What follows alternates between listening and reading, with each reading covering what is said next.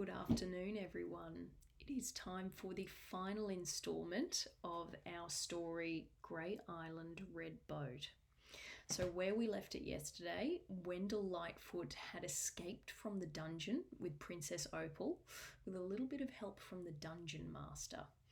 Okay, let's see how it all ties up today. Chapter 7, Running Away Together. Wendell Lightfoot and Princess Opal ran off across the castle gardens.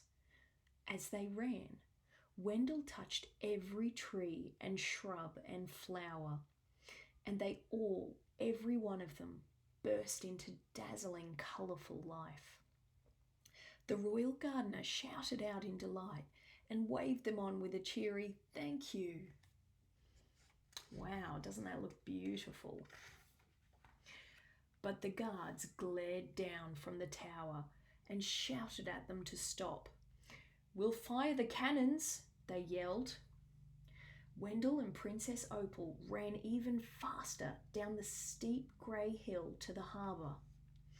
It was raining hard as usual, so hard that the rain bounced off the grey boats, the grey sea and the grey harbour wall. The boats were all tied up together, and Wendell's little red boat was at the furthest end of the jetty. The fastest way to get to it was to jump down onto the first fishing boat and then run and jump from one boat to the next until they reached the little red one. As Wendell jumped from boat to boat, each boat changed. They stopped being dull and grey, and they became as bright and shiny as jewels. They were yellow and red and blue, green, violet, orange. On and on, all different colours. The fishermen cheered and called out "Thank you" as Wendell and Princess Opal jumped and ran across the boats. But before they could reach the little red boat, there was the sound of cannon fire from the castle. Boom! The little red boat was smashed and sunk. Wendell and Opal ran up the steep harbour steps. Uh-oh. The grey clouds were so low now that they almost touched the castle tower. The king climbed out of his grey weather balloon and tied it up near the harbour wall. The rain was falling harder than ever, and he was very cross indeed. To make matters worse, his daughter was running towards him across the grey grass with that dangerous fool, Wendell Lightfoot. "What on earth are you doing, Opal?" the king said. "Running away, father," she cried above the noise of the rain. "Wendell and I are running away together." As if by way of reply, there was another burst of cannon fire, and a great iron cannonball splashed into the sea. "I am sorry, Your Majesty, but it's true," Wendell said. "No cannon will stop us, for we love each other." He reached out and touched the king's grey robes. At once, they turned many colours with a shiny gold trim. The crown on the king's head went from iron grey to flashing gold, and the grey glass blobs around the edge of the crown were turned into gleaming red rubies. Wow, doesn't that look much better? "Oh," was all the king could say. He looked down at his robes and lifted the crown from his head.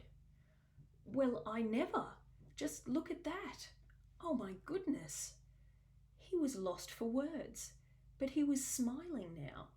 A real smile for the first time that Princess Opal could remember. "There," she said. "Now you look like a proper king." Wendell and Opal hopped into the basket of the balloon, and together they untied the rope that held it to the ground. The balloon lifted into the wet grey sky. Hey, the king called out. I'm sorry, come back, please come back. The king, the guards, and the fishermen all watched as the balloon, now the same bright red colour as Wendell's little boat, lifted up into the grey sky. Chapter 8, Sunshine and Rain. Boom! The cannon fired again. No, the king called out, stop! No more cannon fire! The cannonball just missed the red balloon. It tore a great hole in the low grey cloud. Wendell reached up and touched the ragged wet edge of the cloud. He pushed at it, and the hole in the sky got bigger. There was blue behind the rainy grey clouds, and in the blue there was a big ball of golden light. Sunshine, Wendell said, and rain, look. He reached both arms up into the blue, and a great arc of colours, red, orange, green, blue, indigo and violet, spilled out all over the sky.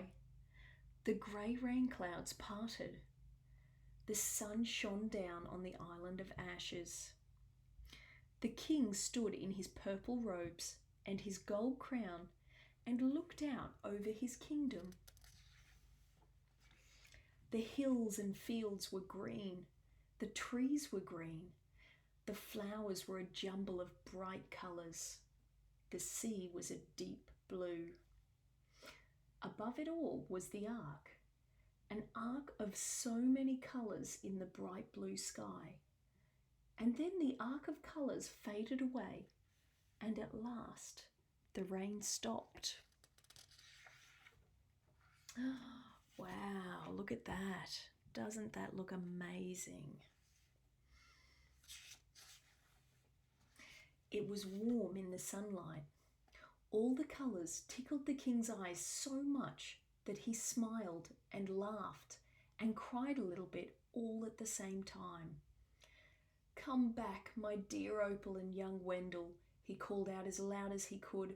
I'm sorry. And, sure enough, the red balloon drifted down from the clear blue sky. The royal gardener ran up to the king with a bunch of sweet-smelling yellow roses. Here, your majesty, he said. These are for Princess Opal. She might like them for her adventures.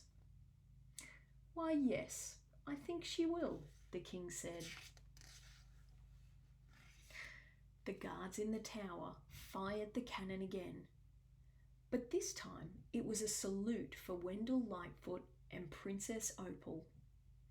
The guards' uniforms were now ruby red, and the cannon glinted gold. The sun shone down on Wendell Lightfoot and Princess Opal as they sailed away in a little red boat which bobbed and dipped on the bright blue sea.